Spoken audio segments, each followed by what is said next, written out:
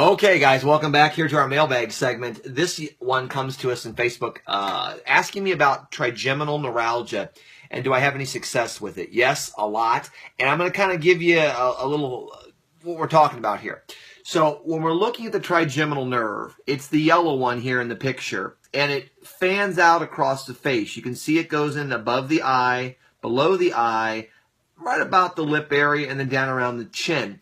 Now, when we're looking at this, imagine something sitting here, here, here, and here, and then it kind of starts up above. It runs in like this. So it can affect any of these things. It's more of a sensory nerve in the face. So what it means is that it's going to pick up temperature changes. It's going to pick up pressure issues. It's going to pick up pain very rapidly, where other nerves, facial nerves, are more motor. They control things that move. So when we look at this particular nerve, when you get trigeminal neuralgia, a neuralgia means that it's inflamed, it's irritated, something is bothering it.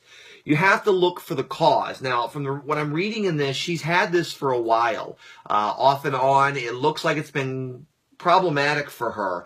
And so it comes and goes, and it doesn't seem to go away. Well, the pain from this, you can be brushing your teeth, and it sends an electric shock right to the brain, and it's intense, to the point where it can be miserable. Well, if it's all the time and you can't control it, what do? So we go back and we look at this and say, all right, well, let's look at what mainstream healthcare does for it. We start looking at it, and they like to do meds. They'll medicate it to some degree. If that doesn't work, we're looking at injections. I've seen Botox all the way down to steroids. Surgery may be an option for them. But we look at those and we say, not so sure about that, because we're dealing with the effect. We're not really finding the cause. And that is really the difference between internal medicine and internal health. They're both necessary. You have to have internal medicine when you're having the heart attack. I'm the wrong guy to see for that. But if you want to avoid one, I'm the best one to see. If you've already had one and you don't want another, I'm a perfect person for you to see. But during the heart attack, go see them. Their model is designed to deal with acute and traumatic. Trigeminal neuralgia, again, is not really acute or traumatic. It's a chronic, degenerative condition that's brought on over time. You gotta find the cause. And that's really what we're talking about here. So let's go through it a little bit. We know this nerve is irritated. So what would you look at? Is there a nutritional component to it, right? We always say stress is the cause of all disease. Men are the cause of all stress. The guy that said this was up for a Nobel Prize for medicine. All right, he's brighter than I am. I'll give him that credit. Let's believe him then. No one's disproven it ever in the last 60 years. Let's see if he's right. Is there some kind of a nutritional component here?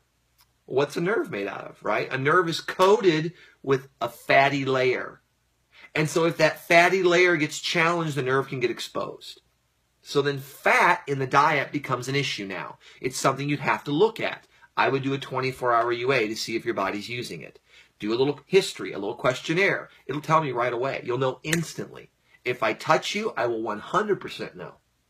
So then you go from there and you say, all right, once I've kind of ruled out the nutrition, does the body need things to help that nervous system function? Then you start looking at the mechanical aspects of this. It's a nerve. Think like a garden hose. Here, I'll use my cord off my computer, right?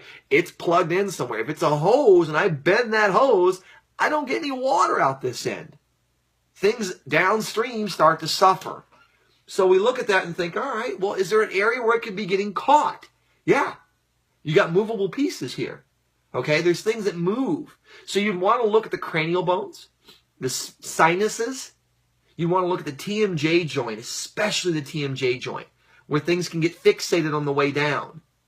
And if you look at those things and you restore normal function, whether it's through adjusting, cranial work, I do a lot of work with the muscles in the face and the TMJ and the upper neck and here area. All these things can be a foot on that hose. All right, lift it off. Remove the cause. So we've looked at nutrition. We're looking at mechanical things that could be involved. Now you look at the nervous system itself.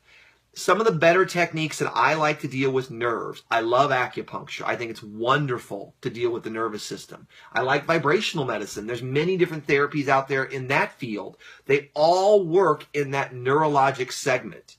If you combine these things, acupuncture, nutrition, proper mechanical alignment or adjusting, balancing that body back out, restoring normal function, the body does amazing things. So you start here. You find the cause. You remove it if you can. You nourish that body back to health. And in doing those things, this young lady will get her life back, and the trigeminal neuralgia will be a thing of her past.